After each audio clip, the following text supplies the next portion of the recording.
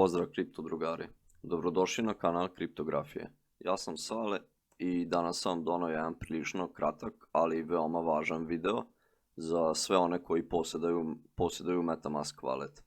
Sad naime radi se o sljedećem. Svi znamo kada pravimo MetaMask wallet, na početku dobijamo jedan sigurnosni ključ od 12 reči.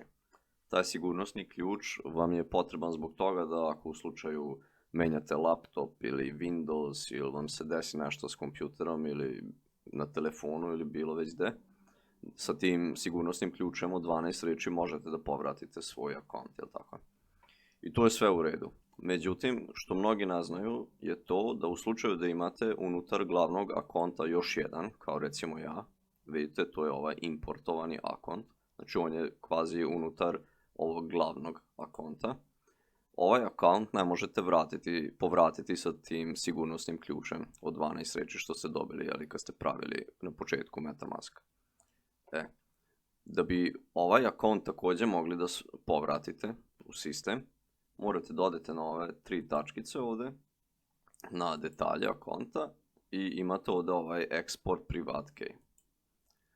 Tu morate da unesete vašu šifru s kojom ulazite u akont, jel tako?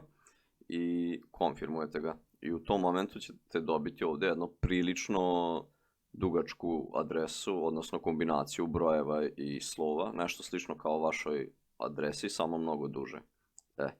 To obavezno ispišite na jedan papir, negdje na sigurno, sačuvajte i u slučaju da se na jednom desi da recimo iz extensiona zbog nečega nestane MetaMask i morate sve ponovo da povratite, onda kada upišete onaj sigurnosni ključ od 12 reči, onda ćete prvo da povratite ovaj akont jedan i onda morate da uradite ponovo import akont i onda ćete ovdje da unesete onu kombinaciju brojeva i slova što ste iskopirali.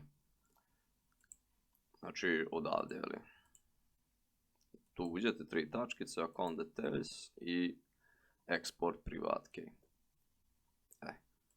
I onda ćete biti sigurni u slučaju da imate više akonta unutar glavnog, to morate kod svakog. Imate 3-4, onda od sva 3-4 posebno morate ovdje da uđete i taj export key da ispišete.